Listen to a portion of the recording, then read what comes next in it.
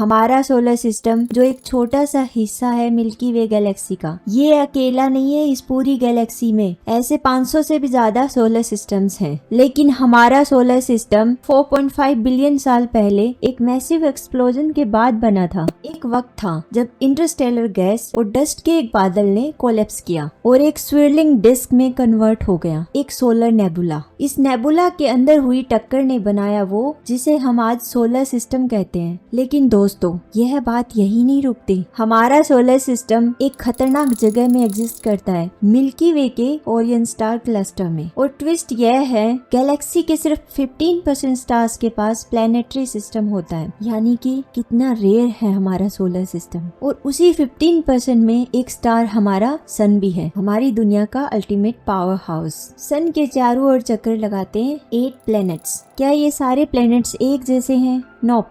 अब ये स्टोरी और भी ज्यादा थ्रिलिंग होने वाली है। हमारे सोलर सिस्टम के प्लैनेट्स को 2 कैटेगरी में डिवाइड किया गया है, टेरेस्ट्रियल और जोवियन। और ये कैटेगरीज आपको हैरान कर देगी। सबसे पहले मिलते हैं टेरेस्ट्रियल प्लैनेट से, मर्क्यूरी, वीनस, अर्थ और मार्स। ये छोटे मगर रॉकी प्लैनेट्स हैं। इनके पास ना तो कोई रिंग सिस्टम है और ना ही बहुत ज्यादा मून्स हैं। लेकिन ये प्लैनेट्स जितने सिंपल दिखते हैं उतने हैं नहीं। सबसे छोटा प्लैनेट मर्क्यूरी है, जो सन के सबसे करीब है। सिर्फ 3 महीने में अपना ऑर्बिट कंप्लीट कर लेता है। क्यों? इसकी स्पीड खतरनाक है ना। और फिर आता है वीनस, जहाँ का एटमॉस्फेयर इतना खतरनाक है कि टेम्परेचर 850 डिग्री फ़ारेनहाइट से भी ज्यादा पहुँच जाता है। ये प्लैनेट लिटरली जल रहा है। क्या वीनस से आगे कोई प्लेनेट लाइफ को सपोर्ट कर सकता है? ऑफ कोर्स, हम जानते हैं अर्थ, जिसे हम अपना घर कहते हैं, एक मैजिक प्लेनेट है। यहाँ का वाटर सिस्टम अर्थ को यूनिक बनाता है और पूरे यूनिवर्स में यह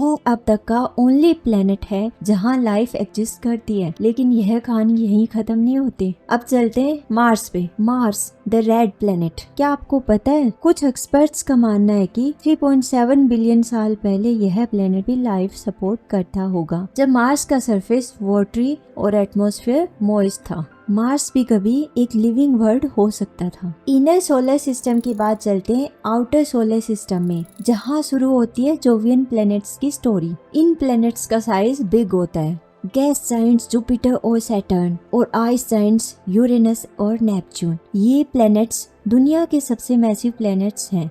जुपिटर सबसे बड़ा प्लैनेट, जिसके चारों ओर 79 मून्स रिवॉल्व कर रहे हैं। जुपिटर के बाद आता है सैटर्न, जिसकी रिंग्स दुनिया के लिए एक मिस्ट्री है। इन रिंग्स का साइज इतना बड़ा है कि ये अर्थ और मून के बीच फिट हो सकती हैं। फिर आते हैं आइस जायंट्स यूरेनस और नेपच्यून। यहाँ यूरेनस एक अजीब प्लेनेट है क्योंकि यह अपने साइड पर रोटेट करता है, और नेपच्यून सोलर सिस्टम का सबसे आउटरमोस्ट और ठंडा प्लेनेट है। लेकिन कहानी में ट्विस्ट बाकी है। प्लैनेट्स के साथ साथ एक और मिस्टीरियस जगह एग्जिस्ट करती है, जिसे कहते हैं एस्ट्रॉइड बेल्ट। इस बेल्ट में छोटे छोटे डस्ट पार्टिकल से लेकर साइरस जैसे ड्वार्फ प्लेनेट तक सब कुछ मिलता है। एस्ट्रॉइड बेल्ट के बाद नंबर आता है कुइपर बेल्ट का। यह एक आइसी रीजन है जो घर है प्लूटो जैसे ड्वार्फ प्लेनेट का। यहाँ से जन्म होता है काई या धूमकेतु कोमेट्स का। लेकिन यह तो सिर्फ शुरुआत है, और दूर चलते हैं ओर्ट क्लाउड तक, जिसे माना जाता है सोलर सिस्टम का अल्टीमेट एज।